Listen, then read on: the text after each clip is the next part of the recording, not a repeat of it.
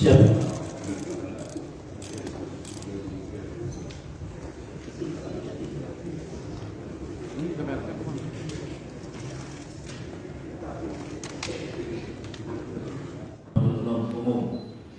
Sebelum kami menguraikan nota keberatan kami ini, pertama-tama izinkan kami untuk menyampaikan kepada yang terhormat saudara penuntut umum bahwa nota keberatan atau SLT ini kami ajukan tanpa sedikit pun mengurangi rasa hormat kami kepada penuntut umum yang sedang melaksanakan fungsi dan tugasnya, yang kami yakini adalah sama dengan kami, yaitu untuk mencari keadilan berdasarkan ketentuan hukum yang berlaku.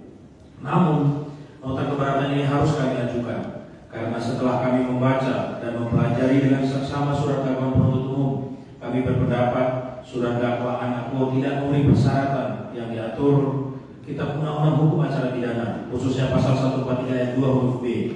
Padahal surat dakwaan memegang posisi yang penting dalam pemeriksaan perkara pidana karena merupakan dasar pemeriksaan di muka pengadilan. Tuntutan pidana bagi terdakwa, pembelaan, tuntutan pidana bagi penuntut umum, pembelaan bagi terdakwa atau penasihat hukum, menjatuhkan putusan bagi hakim.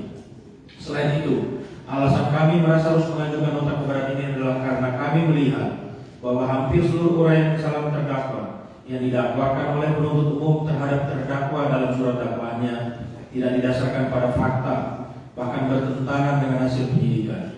Padahal secara hukum, surat dakwaan harus didasarkan pada hasil penyidikan, sebagaimana dapat disimpulkan pada ketentuan 140 ayat 1 KUHP yang mengatur. Dalam hal penuntut umum berpendapat bahwa dari hasil penyidikan dapat dilakukan penuntutan dalam waktu secepatnya ia membuat surat dakwaan. Keharusan bahwa surat dakwaan itu harus didasarkan pada hasil penyidikan juga disampaikan pada doktrin antara lain. 1. Profesor Akarim Nasution SH yang menyatakan bahwa surat dakwaan adalah suatu surat atau akta yang memuat suatu perumusan dari tindak pidana yang didakwakan, yang sementara dapat disimpulkan dari surat-surat pemeriksaan pendahuluan yang merupakan dasar bagi hakim untuk melakukan pemeriksaan yang ternyata cukup bukti terdakwa dapat jatuhi hukuman. Dan yang kedua, pendapat M. Yahya Harhab yang menyatakan bahwa surat dakwaan adalah surat atau akta yang memuat rumusan tindak pidana yang didakwakan kepada terdakwa, yang disimpulkan dan ditarik dari hasil pemeriksaan penyidikan dan merupakan dasar serta landasan bagi hakim dalam pemeriksaan di muka sidang pengadilan. Berdasarkan hal-hal tersebut di atas, kami khawatir apabila terdakwa tidak menggunakan haknya untuk meluruskan fakta-fakta yang tidak benar sebagaimana diuraikan dalam surat dakwaan yang sudah memasuki materi pokok perkara, persidangan yang mulia ini pun dapat tersesat berpendapat bahwa terdakwa sudah bersalah dan pendulum keadilan tidak lagi berdiri tegak di tengah, namun condong menghukum terdakwa. Karena bukankah dengan mendengar dakwaan penuntut umum, persidangan ini dapat tersesat dan berkesimpulan, sementara bahwa apa yang didakwakan oleh penuntut umum dalam surat dakwaannya tersebut adalah benar kuat. Oleh karena itu kami perlu menyampaikan keberatan dan tanggapan sesuai pasal 155 kuat sehingga pendulum keadilan seimbang berdiri tegak, tidak condong ke kiri maupun ke kanan. Dalam proses peradilan dalam persidangan pengadilan ini dapat berjalan dengan seimbang sesuai dengan asas praduga tidak bersalah, asas equality before the law, persamaan hak di hadapan hukum, atau dengan kata lain, kita semua berharap akan terjadi persidangan yang adil, fair trial. Dalam kesempatan ini kami juga sangat berharap agar dalam repliknya nanti penuntut umum tidak menanggapi nota keberatan kami ini dengan hanya mengatakan nota keberatan kami ini sudah memasuki materi pokok perkara, karena sangatlah tidak adil dan tidak fair dan tidak berimbang apabila penuntut umum diberikan kebebasan mengungkapkan, membacakan materi pokok perkara, sedangkan kami dibatasi hanya boleh mengomentari hal-hal yang bersifat yuridis formal. Bukankah kita semua berharap sidang ini berjalan tidak memihak, berimbang, adil dan fair? Oleh sebab itu kami minta dan berharap penuntut umum dalam tanggapannya atas nota keberatan kami ini dapat memberikan tanggapan atau jawaban atas seluruh isi nota keberatan kami ini, termasuk hal-hal yang menurut penuntut umum sudah masuk ke dalam materi pokok perkara.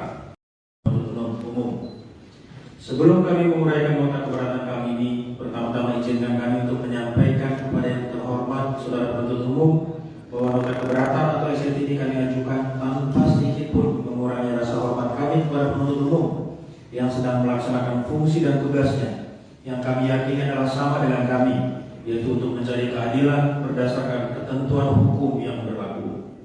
Namun, nota keberatan ini harus kami ajukan karena setelah kami membaca dan mempelajari dengan seksama surat dakwaan penuntut umum, kami berpendapat surat dakwaan aku tidak memenuhi persyaratan yang diatur Kitab Undang-Undang Hukum Acara Pidana, khususnya pasal 143 ayat 2 huruf B. Padahal surat dakwaan memegang posisi yang penting dalam pemeriksaan pasal 40 tentang percepatan transformasi digital, di mana Presiden memberi arahan untuk penyelesaian infrastruktur jaringan Information and Communication Technology (ICT), yakni pembangunan BTS di 9.113 desa atau kelurahan dengan 1 BTS per desa atau kelurahan menjadi prioritas yang akan dikerjakan oleh Kementerian Komunikasi dan Informatika. Berdasarkan uraian di atas, maka dapat dilihat bahwa terkait pengadaan atau pembangunan BTS 4G tahun 2021-2022 termasuk namun tidak terbatas mengenai peningkatan target pembangunan jumlah BTS menjadi 7.904 BTS bukanlah inisiatif atau keinginan terdakwa, dan secara keseluruhan seluruh persyaratan untuk kegiatan pengadaan atau pembangunan BTS 4G telah terpenuhi dan telah tercantum dalam rencana kerja anggaran dalam kurung RKA-KL Kemenkominfo dan telah direview oleh Direktur Jenderal Anggaran Kementerian Keuangan RI. Majelis Hakim yang terhormat, saudara penuntut umum yang kami hormati, sidang yang mulia. Mengenai ketentuan pasal tentang dakwaan tidak kami bacakan yang mulia.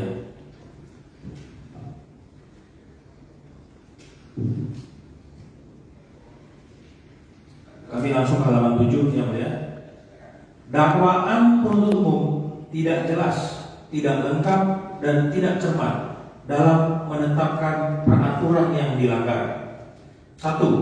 Penuntut umum berdasarkan surat dakwaan pada halaman 2 sampai dengan halaman 4 surat dakwaan untuk dakwaan primer dan halaman 64 sampai dengan halaman 66 surat dakwaan untuk dakwaan subsidiar menyatakan pada pokoknya bahwa perbuatan melawan hukum dan penyalahgunaan kewenangan sebagai perbuatan material pada halaman 2 sampai dengan halaman 4 surat dakwaan untuk dakwaan primer dan halaman 64 sampai dengan halaman 66 surat dakwaan untuk dakwaan subsidiar.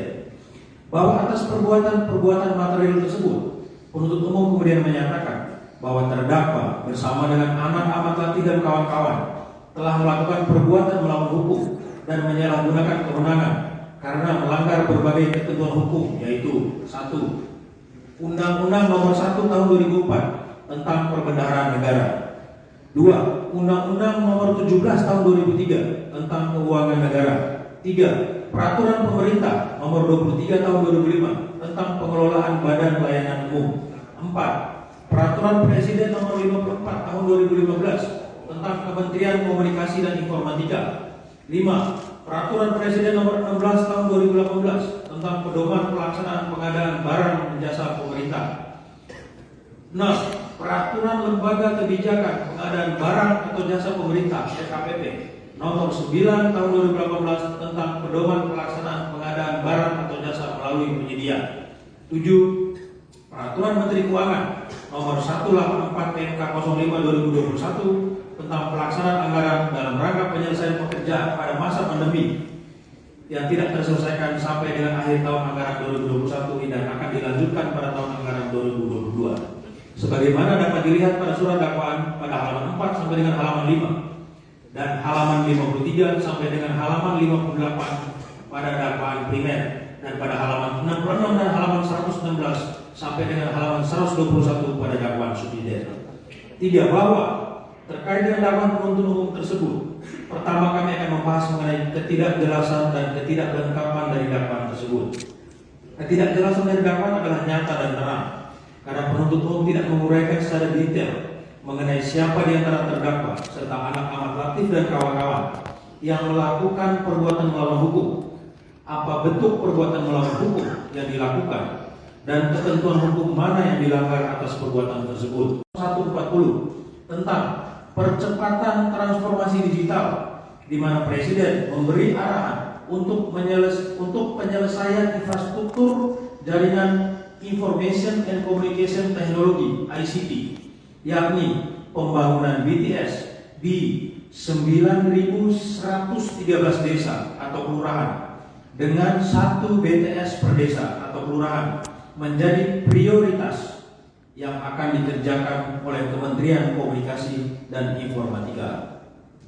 Berdasarkan uraian di atas, maka dapat dilihat bahwa terkait pengadaan atau pembangunan BTS 4G tahun 2021-2022 termasuk, namun tidak terbatas mengenai peningkatan target pembangunan jumlah BTS menjadi 7.904 BTS bukanlah inisiatif atau keinginan terdakwa, dan secara keseluruhan seluruh persyaratan untuk kegiatan pengadaan atau pembangunan BTS 4G telah terpenuhi dan telah tercantum dalam rencana kerja anggaran dalam kurung RKAKL Kemenkominfo dan telah direview oleh Direktur Jenderal Anggaran Kementerian Keuangan RI.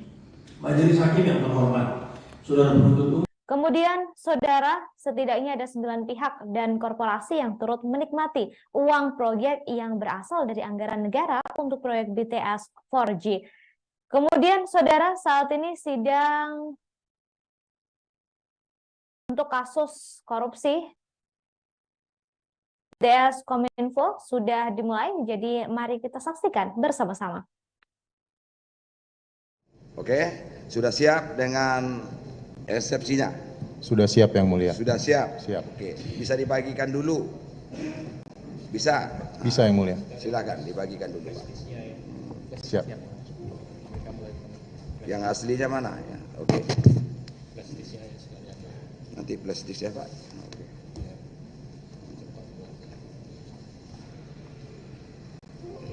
Tolong kasih apa? Terdakwanya dikasih 1.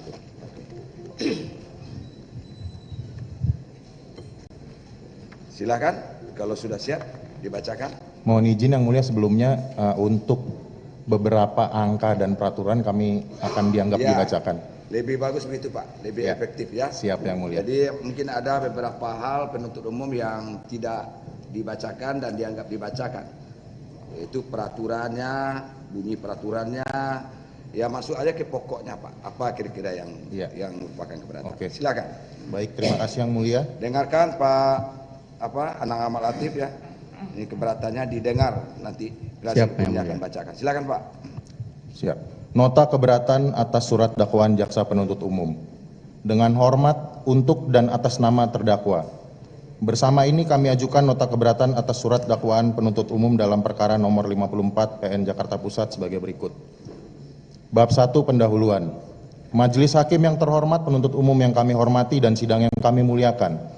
Puji syukur kami panjatkan kepada Tuhan Yang Maha Esa atas karunia-Nya sehingga kita dapat menghadiri persidangan hari ini di mana majelis hakim memberi kami kesempatan untuk menyampaikan nota keberatan atas surat dakwaan yang dibacakan jaksa penuntut umum pada persidangan yang lalu.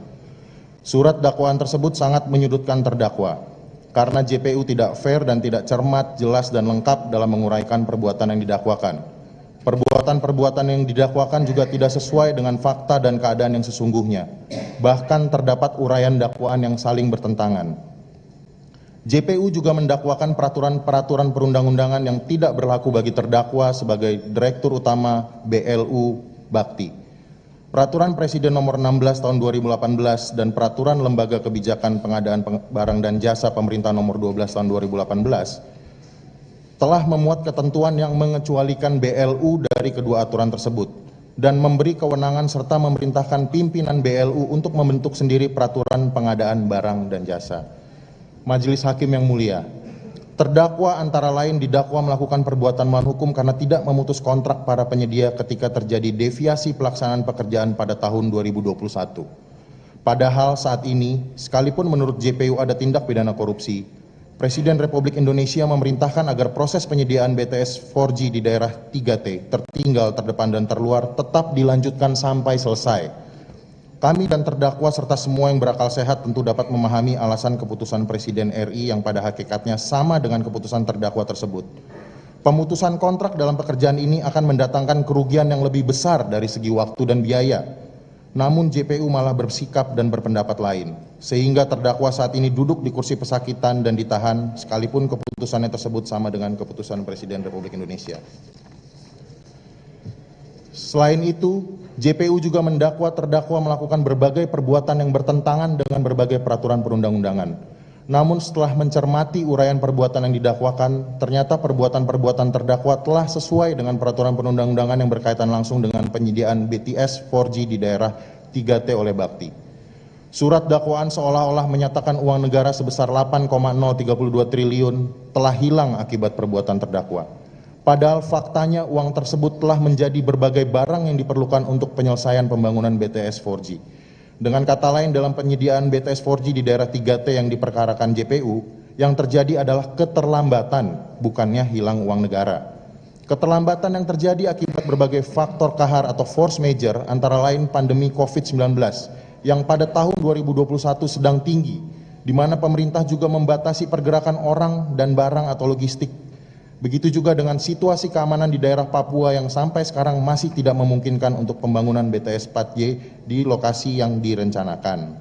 Bahkan pada bulan Maret 2022 yang lalu, terjadi penembakan oleh kelompok kekerasan bersenjata KKB yang menewaskan 8 pekerja BTS serta dilanjutkan dengan penyanderaan pada bulan Mei 2022. Kerugian keuangan negara yang didakwakan juga ternyata tidak dihitung berdasarkan fakta dan keadaan terkini, tanpa pertimbangan dan dasar hukum yang jelas, serta hanya berlandaskan pada kewenangan menyusun surat dakwaan. JPU membatasi rentang waktu penghitungan kerugian negara pada 31 Maret 2022, tanpa menguraikan bahwa proses penyelesaian pekerjaan yang dipermasalahkan masih berlangsung sampai saat ini sesuai dengan perintah Presiden. Bahkan JPU tanpa uraian alasan yang jelas telah mengesampingkan fakta adanya pengembalian pembayaran dari penyedia pada tanggal 31 Maret 2022 sekitar 1,77 triliun. Majelis Hakim yang kami muliakan, uraian di atas masih sebagian kecil dari berbagai ketidakcermatan JPU dalam menyusun surat dakwaan, yang selengkapnya akan kami uraikan pada bagian selanjutnya dari nota keberatan ini. Kiranya hal-hal yang kami uraikan di sini dapat dipertimbangkan dengan sungguh-sungguh, sehingga dengan kebijaksanaan dari Tuhan Yang Maha Kuasa pada akhirnya membantu Majelis Hakim untuk menjatuhkan putusan selain mengabulkan nota keberatan ini. Bab 2, alasan-alasan keberatan dan eksepsi. Adapun alasan-alasan keberatan kami terhadap dakwaan jaksa penuntut umum adalah sebagai berikut. 1. JPU tidak menguraikan dengan cermat, jelas, dan lengkap mengenai perusahaan-perusahaan yang terafiliasi dengan Galumbang Menak Simanjuntak yang terlibat pelaksanaan penyediaan BTS 4G. Bahwa definisi afiliasi menurut hukum dapat ditemukan antara lain dalam pasal 1 angka 1 Undang-Undang tentang Pasar Modal. Dalam undang-undang ini yang dimaksud dengan afiliasi adalah dianggap dibacakan bahwa pada halaman ketiga angka 1 surat dakwaan, JPU mendakwakan adanya perbuatan melawan hukum sebagai berikut. terdakwa Anang Ahmad Latif bertemu dengan Joni Gerard Plate dan Galumbang Menak Simanjuntak pada awal tahun 2020 bertempat di Hotel Grand Hyatt dan lapangan golf Pondok Indah membahas rencana proyek penyediaan BTS 4G dan infrastruktur pendukung pada bakti yang dalam pelaksanaannya kemudian melibatkan perusahaan-perusahaan yang terafiliasi dengan Galumbang Menak Simanjuntak. Bahwa pada halaman ke-52 paragraf kedua surat dakwaan, JPU pada intinya menyatakan para pemenang tender tersebut adalah sebagai berikut. A. Kemitraan Fiber Home Telkom Infra MTD untuk paket 1 dan 2, B. Kemitraan Lintas Arta Huawei SE untuk paket 3, dan C. Kemitraan Infrastruktur Bisnis Sejahtera ZTE untuk paket 4 dan 5. Bahwa pada halaman ke-62 sampai ke-64 surat dakwaan, JPU menguraikan nama perusahaan-perusahaan yang menjadi subkontraktor dari masing-masing para pelaksana pekerjaan tersebut. Bahwa pada halaman 65 surat dakwaan, JPU menguraikan mengenai adanya subkontraktor yang terafiliasi sebagai berikut. Dianggap dibacakan para nama subkontraktor, bahwa uraian surat dakwaan tersebut tidak cermat, jelas, dan lengkap mengenai perusahaan-perusahaan yang mana menurut JPU terafiliasi dengan Galumbang Menak Simanjuntak yang terlibat dalam pelaksanaan pengerjaan infrastruktur BTS 4G dan infrastruktur pendukung pada bakti. Bahwa setelah kami mencermati seluruh isi surat dakwaan selanjutnya, ternyata tidak terdapat uraian yang cermat, jelas, dan lengkap perusahaan-perusahaan mana yang menurut JPU terafiliasi dengan Galumbang Menak Simanjuntak tersebut, baik yang bertindak sebagai pelaksana pekerjaan maupun sebagai subkontraktor dari para pelaksana penyediaan infrastruktur BTS 4G dan infrastruktur pendukung pada bakti. Kedua, JPU mendakwa terdakwa melanggar peraturan yang tidak pernah ada karena berdasarkan peraturan pengadaan barang dan jasa yang berlaku bagi bakti, penunjukan HUDEF UI sebagai konsultan tidak harus melalui proses pemilihan atau tender. Bahwa sebagai Badan Layanan Umum atau BLU, bakti diberi kewenangan untuk mengatur sendiri pengadaan atau barang dan jasa sesuai ketentuan pasal 61 ayat 1 huruf A dan pasal 61 ayat 2 Peraturan Presiden nomor 16 tahun 2018 tentang pengadaan barang dan jasa yang menyatakan pasal 61 dikecualikan dari ketentuan dalam peraturan presiden ini adalah pengadaan barang dan jasa pada layanan umum. Dan yang kedua, pengadaan barang jasa pada layanan umum diatur tersendiri dengan peraturan pimpinan Badan Layanan Umum. Bahwa salah satu aturan pengadaan barang dan jasa pada bakti adalah peraturan Direktur Utama BP3TI nomor 42 tahun 2017 tentang pedoman pengadaan barang dan jasa. Bahwa pengadaan barang dan jasa melalui swakelola pada bakti diatur pada pasal 1 angka 18 per dirut BP3TI nomor 42 tahun 2017 yang menyatakan dianggap dibacakan bahwa salah satu pihak yang dapat ditunjuk untuk pengadaan barang dan jasa melalui swakelola tersebut adalah lembaga pendidikan sebagaimana diatur dalam pasal 16 ayat 5 huruf D per dirut BP3I nomor 42 tahun 2017. Bahwa pelaksanaan swakelola tipe 4 tersebut dilaksanakan tanpa proses pemilihan atau tender, melainkan berdasarkan kontrak pejabat pembuat komitmen dengan pimpinan lembaga penyedia sesuai ketentuan pasal 44 ayat 4 per dirut BP3I nomor 42 tahun 2017. Bahwa Human Development Universitas Indonesia atau HUDEF UI adalah unit kerja khusus pengabdian dan pelayanan masyarakat di bawah Universitas Indonesia yang merupakan salah satu lembaga pendidikan yang sah dan didirikan oleh pemerintah Republik Indonesia. Bahwa pada halaman ketiga angka 2 surat dakwaan JPU mendakwakan perbuatan melawan hukum sebagai berikut. Terdakwa Anang Ahmad Latif meminta Yohan Suryanto sebagai tenaga ahli pada bakti yang selanjutnya Yohan Suryanto menggunakan HUDEF UI sebagai lembaga konsultan dalam pekerjaan penyusunan kajian teknis pendukung Last Mile Project 2021 tanpa melalui pemilihan jasa konsultan. Bahwa pada halaman ke-25 paragraf keempat surat dakwaan JPU pada intinya menguraikan penunjukan HUDEF UI sebagai konsultan dilakukan dalam bentuk pelaksanaan pekerjaan swakelola kajian teknis pendukung Last Mile Project 2021 sebagai berikut. Dianggap dibacakan bahwa berdasarkan ketentuan-ketentuan mengenai pengadaan barang atau jasa pada bakti di atas, maka penunjukan HUDEF UI sebagai konsultan tidak memerlukan proses pemilihan atau tender, melainkan dapat dilakukan secara swakelola. Sehingga perbuatan melawan hukum yang didakwakan JPU tersebut ternyata telah sesuai dengan ketentuan yang berlaku dan bukan perbuatan melawan hukum. Selanjutnya akan dilanjutkan rekan kami yang mulia. Dilanjutkan yang mulia. Poin ketiga, JPU mendakwakan pencantuman persyaratan teknologi owner sebagai perbuatan melawan hukum. Padahal persyaratan tersebut merupakan hal yang berlaku umum dalam penyediaan BTS 4G. bahwa syarat kepemilikan izin penyelenggaraan jaringan tetap tertutup dan kepemilikan teknologi 4G LTE atau teknologi owner 4G LTE dalam proses pelelangan pekerjaan penyediaan infrastruktur BTS 4G dan infrastruktur pendukung diatur dalam pasal 15 ayat 1 huruf B Peraturan Direktur Utama Bakti nomor 7 tahun 2020. Dalam pasal 15, kriteria peserta dalam dokumen prakualifikasi pengadaan barang jasa infrastruktur BTS beserta perangkat telekomunikasi pendukung sekurang-kurangnya memuat A. Pelaku usaha yang memiliki izin penyelenggara jaringan tetap tertutup, dan B. Pelaku usaha yang memiliki teknologi owner dari infrastruktur BTS dengan teknologi 4th Generation Long Term Evolution atau 4G LTE yang memiliki reputasi internasional dan kantor pusat atau kantor cabang di Indonesia. Bahwa pembentukan Perdirut Bakti nomor 7 tahun 2020 merupakan kewenangan terdakwa dan diamanatkan dalam pasal 5 ayat 1 dan 2 Peraturan Lembaga Kebijakan Pengadaan Barang dan Jasa Pemerintah nomor 12 tahun 2018 tentang pedoman pengadaan barang jasa yang dikecualikan pada pengadaan barang dan jasa. Peraturan LKPP nomor 12 tahun 2018 yang menyatakan pasal 5 pengadaan barang jasa pada BLU diatur tersendiri dengan peraturan pimpinan BLU. 2. Pengaturan pengadaan barang atau jasa dalam peraturan BLU sebagaimana dimaksud dalam ayat 1 meliputi perencanaan pengadaan, persiapan pemilihan, pelaksanaan pemilihan, dan pelaksanaan kontrak. Bahwa pada halaman 4 Angka 7 surat dakwaan, JPU mendakwakan pencantuman syarat teknologi owner sebagai perbuatan melawan hukum sebagai berikut. Kami anggap dibacakan. Bahwa penerapan syarat kepemilikan izin penyelenggaraan komunikasi jaringan tetap tertutup dan teknologi owner merupakan hal yang logis dan sesuai dengan best practice dalam bisnis telekomunikasi, terutama dalam pembangunan BTS. Syarat tersebut akan membuat pembangunan dan pemanfaatan BTS lebih efisien dan ekonomis karena meniadakan komponen biaya pembelian atau penyewaan teknologi apabila pekerjaan dilaksanakan oleh yang bukan teknologi owner dan penyelenggara jaringan tetap tertutup.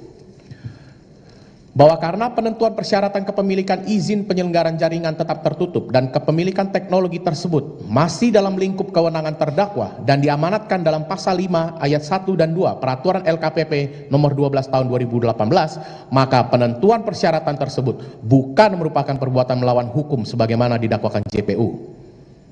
Poin keempat, JPU mendakwakan penggunaan kontrak payung sebagai perbuatan melawan hukum, padahal merupakan kewajiban yang diatur dalam peraturan pengadaan barang jasa yang berlaku di Bakti.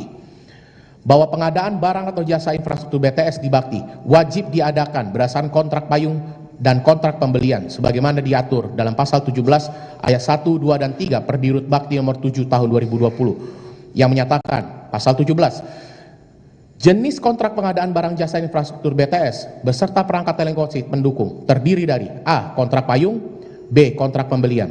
Kontrak payung sebagaimana dimaksud dalam ayat 1 diberlakukan dalam jangka waktu paling lama sampai dengan 31 Desember 2024 dan dapat diperpanjang sesuai kesepakatan para pihak.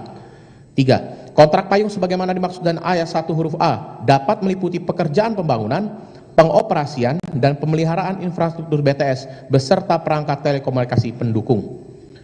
Bahwa halaman 5 angka 14 surat dakwaan, JPU menyatakan penggunaan kontrak payung merupakan perbuatan melawan hukum karena didasarkan pada persetujuan Johnny G. Plate sebagai berikut. Kami anggap dibacakan.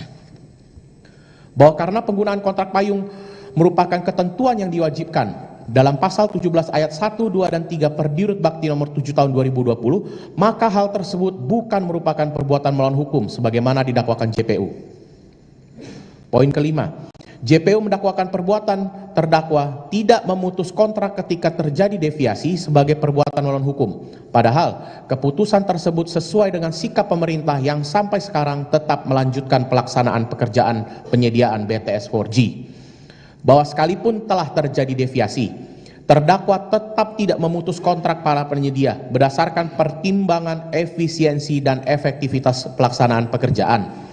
Apabila saat itu kontrak diputus, maka akan memerlukan waktu yang lebih panjang dan biaya yang lebih banyak untuk menyelesaikan pekerjaan penyediaan BTS 4G yang diamanatkan oleh Presiden RI. Bahwa sekalipun merupakan bagian dari pemerintah dan berada di bawah Presiden, Sikap JPU justru bertentangan dengan sikap pemerintah sebagaimana pada halaman ke-6 angka 16 dan 17 surat dakwaan yang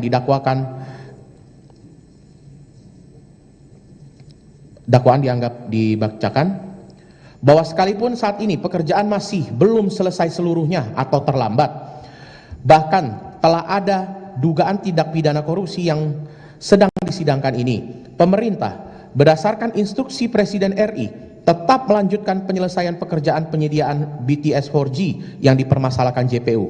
Adapun sikap pemerintah tersebut salah satunya termuat dalam siaran pers Kementerian Komunikasi dan Informasi RI nomor 91/HM/Kominfo tanggal 5 Juni 2023 sebagai berikut dengan judul "Jalankan Instruksi Presiden, Kominfo lanjutkan pembangunan BTS 4G".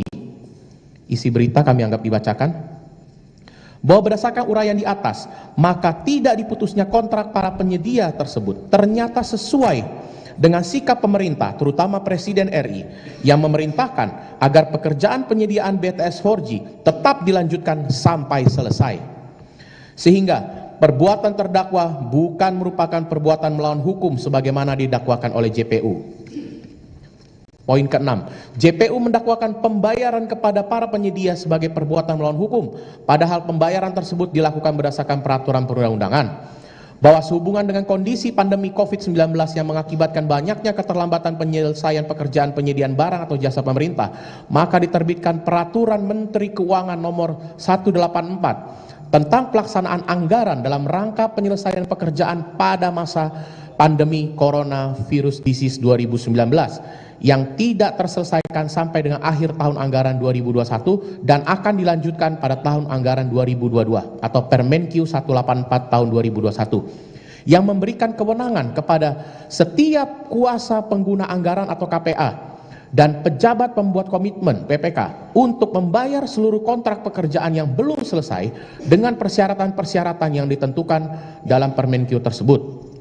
Bahwa selanjutnya terdakwa selaku KPA dan Elvano Hatorangan selaku PPK melakukan pembayaran dan perubahan kontrak sesuai dengan ketentuan Permenq nomor 184 2021. Penyedia memberikan surat kesanggupan menyelesaikan pekerjaan sesuai dengan ketentuan pasal 3 ayat 2 Permenq nomor 184 tahun 2021 yang menyatakan surat pernyataan kesanggupan sebagaimana dimaksud pada ayat 1 huruf B paling sedikit memuat A. Pernyataan kesanggupan dari penyedia barang jasa untuk menyelesaikan sisa pekerjaan.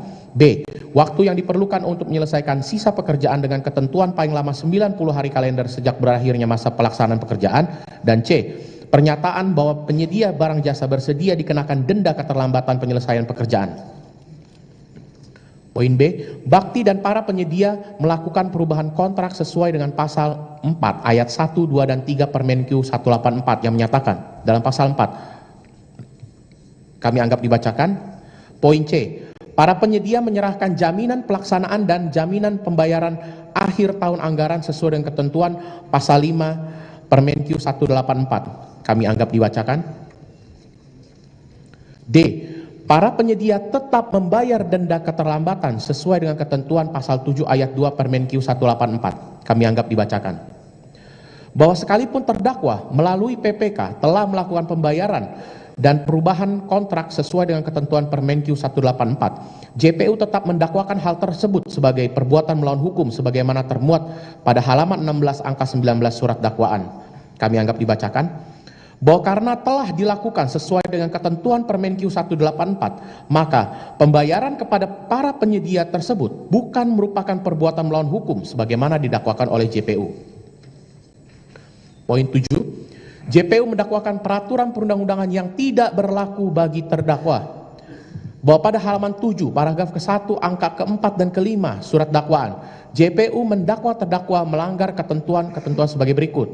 Peraturan Presiden nomor 16 tahun 2018 tentang pengadaan barang dan jasa, Peraturan LKPP nomor 9 tahun 2018 tentang pedoman pelaksanaan pengadaan barang dan jasa.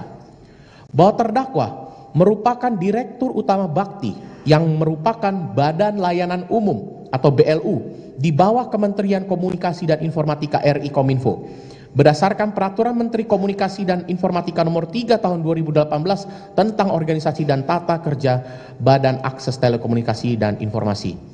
Bahwa pasal 61 ayat 1 huruf A Perpres 16 Tahun 2018 menyatakan, pasal 61 dikecualikan dari ketentuan dalam peraturan presiden ini adalah A. Pengadaan barang jasa pada badan layanan umum.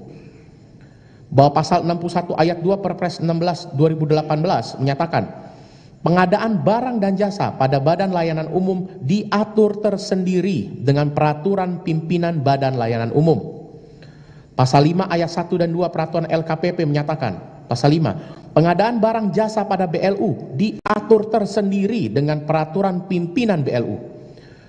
Pengaturan pengadaan barang jasa dalam peraturan pimpinan BLU sebagaimana dimaksud ayat 1 meliputi perencanaan pengadaan, persiapan pemilihan, pelaksanaan pemilihan, dan pelaksanaan kontrak.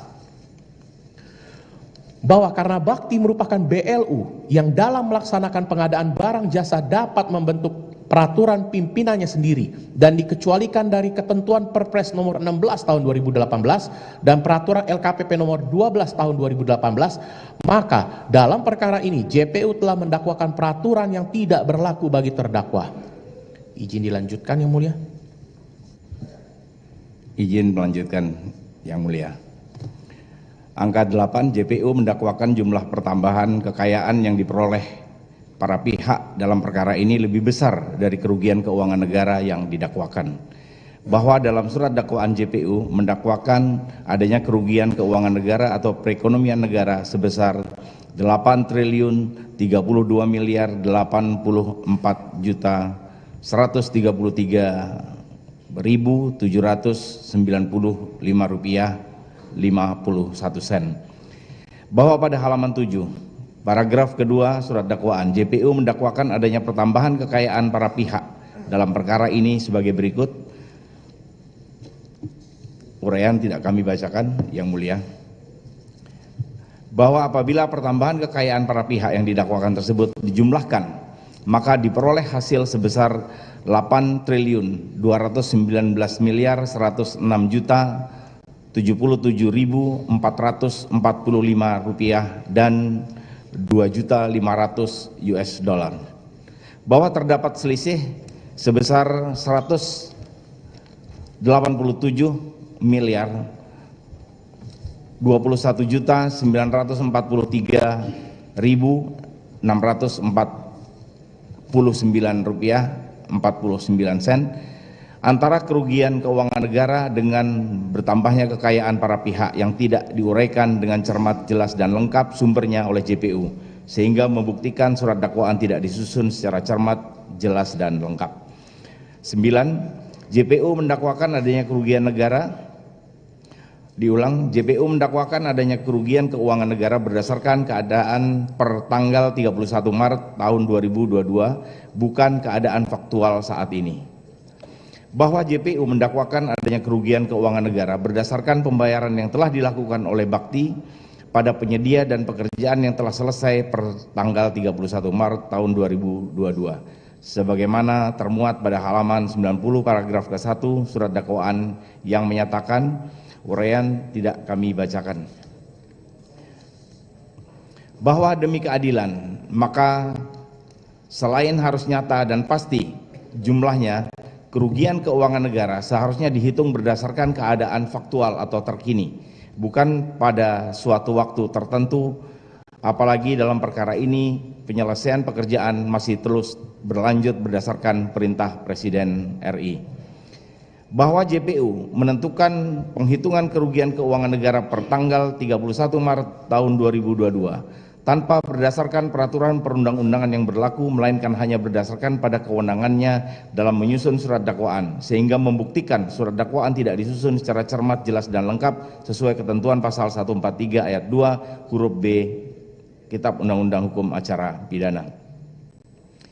JPU mendakwakan harta benda terdakwa yang diperoleh dari tindak pidana korupsi sebagaimana dimaksud pada pasal 18 Undang-Undang Pemberantasan Tindak Pidana Korupsi dalam dakwaan kumulatif ke-1 sebagai hasil tindak pidana pencucian uang dalam dakwaan kumulatif ke-2. bahwa dalam dakwaan ke-1 primer dan subsidiar, JPU juga mendakwakan pasal 18 Undang-Undang Pemberantasan Tindak Pidana Korupsi mengenai pidana tambahan berupa perampasan barang yang diperoleh dari tindak pidana korupsi dan pembayaran uang pengganti yang jumlahnya sebanyak-banyaknya sama dengan harta benda yang diperoleh dari tindak pidana korupsi. Bahwa pada halaman 83 paragraf terakhir surat dakwaan JPU mendakwakan memperkaya diri sendiri sebagai berikut. Terdakwa Anang Ahmad Latif sebesar 5 miliar rupiah yang diterima dari Jemi Suciawan selaku Direktur PT Sunshine sebesar 2 miliar rupiah. Kemudian nomor 3 Irwan Hermawan sebesar 3 miliar rupiah. Bahwa pada halaman ke-81 paragraf terakhir surat dakwaan, JPU mendakwa terdakwa menggunakan uang yang diterimanya tersebut sebagai berikut. Uraian tidak kami bacakan. Bahwa sekalipun telah didakwakan sebagai harta benda yang diperoleh dari tindak pidana korupsi pada dakwaan kumulatif ke-1, JPU kembali mendakwa harta benda tersebut sebagai hasil tindak pidana pencucian uang pada dakwaan kumulatif kedua. Bahwa hal tersebut mengakibatkan surat dakwaan JPU menjadi tidak jelas serta menyulitkan pembelaan terdakwa, khususnya mengenai perolehan harta benda yang didakwakan, apakah didakwakan sebagai hasil tindak pidana korupsi atau tindak pidana pencucian uang. 11. Surat dakwaan tidak cermat, jelas dan lengkap serta tidak logis dalam menguraikan tindak pidana pencucian uang karena mendakwakan jumlah uang yang digunakan terdakwa lebih besar dari jumlah penghasilan tidak sah yang didakwakan. Bahwa pada halaman 83 paragraf terakhir surat dakwaan, JPU mendakwa terdakwa memperkaya diri sendiri sebesar 5 miliar rupiah yang diterima dari Jemi Suciawan dan Irwan Hermawan. Bahwa hal tersebut kembali ditegaskan JPU pada halaman 187 paragraf kedua surat dakwaan atau kumulatif kedua yang menyatakan terdakwa menerima pendapatan yang tidak sah sebesar 5 miliar rupiah sebagai berikut. Tidak kami bacakan. Bahwa pada halaman 183 paragraf ke-1 sampai halaman 186 surat dakwaan, pada intinya JPU mendakwa terdakwa melakukan tindak pidana pencucian uang karena menggunakan uang yang diperolehnya untuk membeli harta benda sebagai berikut. Tidak kami bacakan. Bahwa uraian dakwaan tersebut tidak logis karena mendakwa penggunaan uang yang diuraikan, mendakwa penggunaan uang yang jumlahnya jauh lebih besar dari penghasilan yang tidak sah yang didakwakan. Bahwa uraian tersebut surat dakwaan tidak menguraikan dengan cermat, jelas dan lengkap mengenai cara, proses dan sumber uang sehingga terdakwa didakwa menggunakan uang yang lebih besar jumlahnya daripada uang yang didakwakan sebagai penghasilan yang tidak sah. Bab 3 kesimpulan dan penutup. Bahwa karena uraian surat dakwaan JPU tidak lengkap, jelas dan tidak cermat sebagaimana kami uraikan pada bagian sebelumnya dari nota keberatan ini, maka surat dakwaan JPU telah melanggar ketentuan pasal 143 ayat 2 KUHAP yang mengatakan sebagai berikut, tidak kami bacakan. Bahwa oleh karena itu surat dakwaan JPU harus dinyatakan batal demi hukum sesuai dengan ketentuan pasal 143 ayat 3 KUHAP yang mengatakan surat dakwaan yang tidak memenuhi ketentuan sebagaimana dimaksud dalam ayat 2 huruf B batal demi hukum. Bahwa dalam praktek acara pidana mengenai dakwaan yang tidak sesuai dengan ketentuan perundang-undangan, Mahkamah Agung Republik Indonesia telah menerbitkan beberapa kaidah dalam jurisprudensi, antara lain jurisprudensi Mahkamah Agung nomor 492 KKR 1981, jurisprudensi yang kedua dan selanjutnya tidak kami bacakan. Bahwa dengan demikian, maka perkara ini tidak dapat diperiksa lebih lanjut sesuai dengan ketentuan pasal 156 ayat 2 KUHAP yang mengatakan jika hakim menyatakan keberatan tersebut diterima, maka perkara itu tidak diperiksa lebih lanjut dan seterusnya. Berdasarkan hal-hal tersebut yang telah diuraikan di atas, mohon agar majelis hakim yang mulia yang memeriksa dan mengadili perkara ini berkenan menjatuhkan putusan sela dengan amar sebagai berikut. Satu, menerima dan mengabulkan seluruh nota keberatan atau eksepsi ini. Dua, menyatakan surat dakwaan jaksa penuntut umum batal demi hukum atau setidak-tidaknya tidak dapat diterima. Tiga, menyatakan perkara atas nama terdakwa Anang Ahmad Latif tidak dilanjutkan pemeriksaannya. Empat, memulihkan hak terdakwa Anang Ahmad Latif dalam kedudukan, kemampuan, harkat, dan martabatnya. 5. Memerintahkan agar seluruh barang bukti yang disita oleh penyidik dan jaksa penuntut umum untuk dikembalikan kepada pihak dari mana barang tersebut disita. 6. Membebankan biaya perkara kepada negara. Demikian nota keberatan ini kami sampaikan. Atas perhatian dan dikabulkannya Yang Mulia Majelis Hakim, kami mengucapkan terima kasih. Hormat kami, tim penasihat hukum Anang Ahmad Latif. Terima kasih Yang Mulia. Siapa penasihat hukumnya? Bacalah. Siapa penasihat hukum? Bacalah. 1. Advokat Dr. Cucu Sanjaya Hernanto. 2. Aldres Napitupulu. 3. Jeffrey. 4. Kresna Hutauruk. 5. Muhammad Zulkarnain. Kemudian Anabel Messi Elvin. Nah, Terima kasih Yang Mulia. Penasihat hukumnya siapa? Oke, demikian ya, sudah didengar nota keberatan atau eksepsi yang dibacakan oleh penasihat hukum terdakwa Anang Ahmad Latif. Kemudian kesempatan selanjutnya kami berikan kepada penuntut umum akan menanggapi keberatan atau eksepsi ini. Untuk bagaimana? Siap Yang Mulia, atas nota keberatan atau eksepsi yang diajukan oleh penasihat hukum dari terdakwa Anang Latif, kami akan memberikan tanggapan secara tertulis juga Yang Mulia. Berapa lama? Minta waktu paling seminggu Yang Mulia. Seminggu. Hari yang sama, tanggal 11. Siap ya. Yang Mulia. Jadi setelah keberatan dibacakan oleh penasihat hukum terdakwa, kemudian setelah ditanggapi oleh penuntut umum, maka hakim akan menjatuhkan putusan. Ya, demikian bunyi dari pasal 156. Ya, jadi tidak ada lagi jawab menjawab habis itu. Ya, cuma kesempatan mengajukan tanggapan, mengajukan keberatan atau eksepsi, kemudian ditanggapi, lalu hakim akan menjatuhkan putusannya. Putusan. Kalau saya sebut putusan selah nanti sudah ditebak. Putusan selah berarti ada putusan selanjutnya. Gitu. Ya, yang jelas ada keberatan, kami akan putus dengan suatu putusan. Oke, demikian ya terdakwa Anang Ahmad Latif. Jadi sidang ini kita tunda Pak, minggu yang akan datang. Hari yang sama di Selasa lagi tanggal 11. Ya, Siap Yang Mulia. memberikan kesempatan kepada penuntut umum untuk mengajukan tanggapannya terhadap eksepsi atau keberatan yang diajukan oleh penasihat hukum terdakwa. Ya, Siap Yang Mulia. sebelum ditutup ada yang perlu disampaikan dari penasihat hukum? Ada? Cukup Yang Mulia. Cukup. Terdakwa? Cukup Yang Mulia. Dari penuntut umum? Cukup Yang Mulia. Cukup. Oke.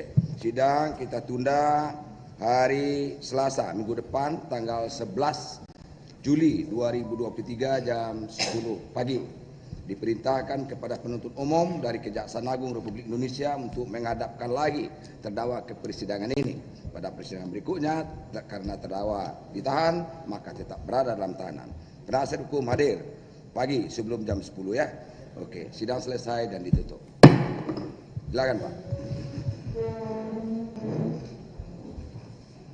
Selanjutnya kita akan sidang Joni Plate. Ya, siapkanlah dulu.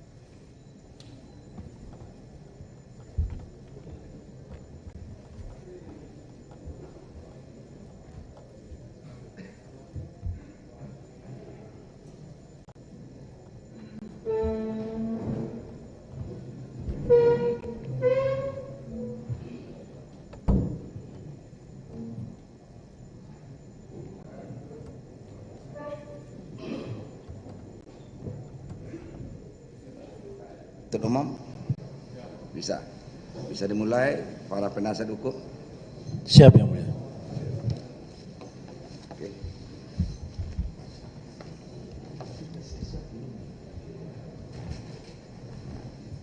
Minta tuh nanti ya.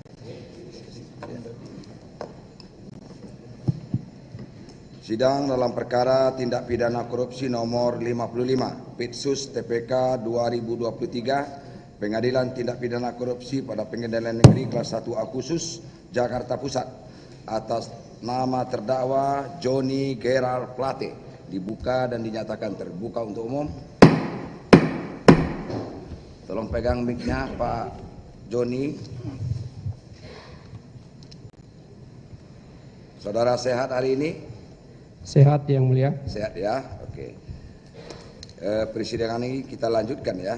Sesuai dengan berita acara persidangan yang lalu, hari ini adalah memberikan kesempatan kepada penasihat hukum saudara untuk mengajukan keberatan atau eksepsi terhadap surat dakwaan yang dibacakan oleh penuntut umum Kejaksaan Agung Republik Indonesia pada minggu yang lalu. Sudah siap dengan keberatannya? Siap Yang Mulia. Siap. Ya. Kalau bisa dibagikan dulu Pak. Silakan dibagikan dulu. Plastis kalau ada tolong disampaikan biar membantu majelis hakim itu. Ya. Yang aslinya mana Pak? Semua asli. Itu semua asli. Oke. Tolong kasih ada, udah pegang Pak. Sudah. Oke. Barangkali yang dibacakan hal-hal yang kira-kira pokoknya Pak. Kalau ada aturan perundang-undangan barangkali bacakan, dianggap dibaca, gitu ya. Terima kasih Yang Mulia. Oke, silakan. Ya. Nota keberatan atas surat dakwaan penuntut umum dalam perkara pidana nomor 55 di Pengadilan Tindak Pidana Korupsi pada Pengadilan Negeri Jakarta Pusat. Jakarta 4 Juli 2023. Kepada Yang Mulia Majelis Hakim perkara nomor 55 di Pengadilan Tindak Pidana Korupsi pada Pengadilan Negeri Jakarta Pusat. Untuk dan atas nama terdakwa Johnny Gerard Plate. Sesuai dengan hak yang diberikan kepada terdakwa berdasarkan ketentuan pasal 156 ayat 1 Kitab Undang-Undang Hukum Acara Pidana. Bersama ini kami mengajukan nota keberatan atas surat dakwaan penuntut umum dengan nomor register perkara PDS 24 tanggal 16 Juni 2023. Majelis Hakim yang mulia, penuntut umum yang kami hormati, sidang yang mulia. Puji syukur kami panjatkan kepada Tuhan Yang Maha Esa atas berkat karunia-Nya yang senantiasa menaungi kita semua sehingga dapat menghadiri persidangan hari ini. Pada kesempatan ini kami ucapkan terima kasih kepada Majelis Hakim yang telah memberi kesempatan kepada kami untuk membacakan nota keberatan terhadap surat dakwaan penuntut umum.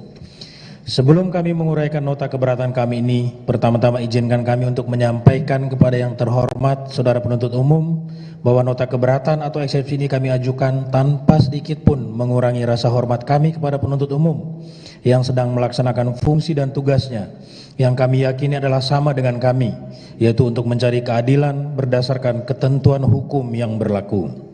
Namun, nota keberatan ini harus kami ajukan karena setelah kami membaca dan mempelajari dengan saksama surat dakwaan penuntut umum, kami berpendapat surat dakwaan aku tidak memenuhi persyaratan yang diatur Kitab Undang-Undang Hukum Acara Pidana, khususnya pasal 143 ayat 2 huruf B. Padahal surat dakwaan memegang posisi yang penting dalam pemeriksaan perkara pidana karena merupakan dasar pemeriksaan di muka pengadilan. Tuntutan pidana bagi terdakwa, tuntutan pidana bagi penuntut umum, pembelaan bagi terdakwa atau penasihat hukum, menjatuhkan putusan bagi hakim. Selain itu, alasan kami merasa harus mengajukan nota keberatan ini adalah karena kami melihat bahwa hampir seluruh uraian kesalahan terdakwa yang didakwakan oleh penuntut umum terhadap terdakwa dalam surat dakwaannya tidak didasarkan pada fakta, bahkan bertentangan dengan hasil penyidikan. Padahal secara hukum, surat dakwaan harus didasarkan pada hasil penyidikan, sebagaimana dapat disimpulkan pada ketentuan 140 ayat 1 KUHP yang mengatur dalam hal penuntut umum berpendapat bahwa dari hasil penyidikan dapat dilakukan penuntutan dalam waktu secepatnya ia membuat surat dakwaan. Keharusan bahwa surat dakwaan itu harus didasarkan pada hasil penyidikan juga disampaikan pada doktrin antara lain. 1. Profesor Akarim Nasution SH yang menyatakan bahwa surat dakwaan adalah suatu surat atau akta yang memuat suatu perumusan dari tindak pidana yang didakwakan, yang sementara dapat disimpulkan dari surat-surat pemeriksaan pendahuluan yang merupakan dasar bagi hakim untuk melakukan pemeriksaan yang ternyata cukup bukti terdakwa dapat jatuhi hukuman. Dan yang kedua, pendapat M. Yahya Harahap yang menyatakan bahwa surat dakwaan adalah surat atau akta yang memuat rumusan tindak pidana yang didakwakan kepada terdakwa, yang disimpulkan dan ditarik dari hasil pemeriksaan penyidikan, dan merupakan dasar serta landasan bagi hakim dalam pemeriksaan di muka sidang pengadilan. Berdasarkan hal-hal tersebut di atas, kami khawatir apabila terdakwa tidak menggunakan haknya untuk meluruskan fakta-fakta yang tidak benar sebagaimana diuraikan dalam surat dakwaan yang sudah memasuki materi pokok perkara, persidangan yang mulia ini pun dapat tersesat berpandangan bahwa terdakwa sudah bersalah dan pendulum keadilan tidak lagi berdiri tegak di tengah, namun condong menghukum terdakwa. Karena bukankah dengan mendengar dakwaan penuntut umum, persidangan ini dapat tersesat dan berkesimpulan, sementara bahwa apa yang didakwakan oleh penuntut umum dalam surat dakwaannya tersebut adalah benar, kuat non. Oleh karena itu kami perlu menyampaikan keberatan dan tanggapan sesuai pasal 156 ayat 1 KUHP, sehingga pendulum keadilan seimbang berdiri tegak, tidak condong ke kiri maupun ke kanan. Dalam proses peradilan dalam persidangan pengadilan ini dapat berjalan dengan seimbang sesuai dengan asas praduga tidak bersalah, asas equality before the law, persamaan hak di hadapan hukum, atau dengan kata lain, kita semua berharap akan terjadi persidangan yang adil, fair trial. Dalam kesempatan ini kami juga sangat berharap agar dalam repliknya nanti penuntut umum tidak menanggapi nota keberatan kami ini dengan hanya mengatakan nota keberatan kami ini sudah memasuki materi pokok perkara, karena sangatlah tidak adil dan tidak fair dan tidak berimbang apabila penuntut umum diberikan kebebasan mengungkapkan, membacakan materi pokok perkara, sedangkan kami dibatasi hanya boleh mengomentari hal-hal yang bersifat yuridis formal. Bukankah kita semua berharap sidang ini berjalan tidak memihak, berimbang, adil, dan fair? Oleh sebab itu kami minta dan berharap penuntut umum dalam tanggapannya atas nota keberatan kami ini dapat memberikan tanggapan atau jawaban atas seluruh isi nota keberatan kami ini, termasuk hal-hal yang menurut penuntut umum sudah masuk ke dalam materi pokok perkara. Kalaupun penuntut umum berpendapat bahwa nota keberatan kami ini sudah menyangkut materi pokok perkara, kami ulangi, menyangkut materi pokok perkara, seyogyanya demi keadilan, penuntut umum tetap menjawab seluruh isi nota keberatan kami demi menghasilkan produk hukum yang baik. Dengan kata lain, keadilan dapat ditegakkan dalam persidangan yang mulia ini. Majelis Hakim yang terhormat, sidang yang mulia, melihat berita-berita yang telah beredar terkait perkara yang menjerat terdakwa, apalagi setelah pembacaan surat dakwaan oleh penuntut umum, kami percaya banyak orang, kalau tidak mau disebut hampir semua orang, terpengaruh dengan adanya berita-berita tersebut dan cenderung menganggap terdakwa seseorang yang bersalah dan sepatutnya dihukum seberat-beratnya dan melupakan asas praduga tidak bersalah. Oleh sebab itu, untuk menghindari kesimpulan yang keliru dari berbagai pihak, termasuk persidangan yang mulia ini, dan untuk mengembalikan posisi harkat dan martabat terdakwa, izinkan kami untuk menyampaikan sekilas mengenai latar belakang pengadaan BTS, 4G, dan infrastruktur pendukung paket 1, 2, 3, 4, dan 5 tahun anggaran 2021-2022. Selanjutnya akan disebut penyediaan BTS 4G yang menjadi pokok permasalahan dalam perkara Akuo.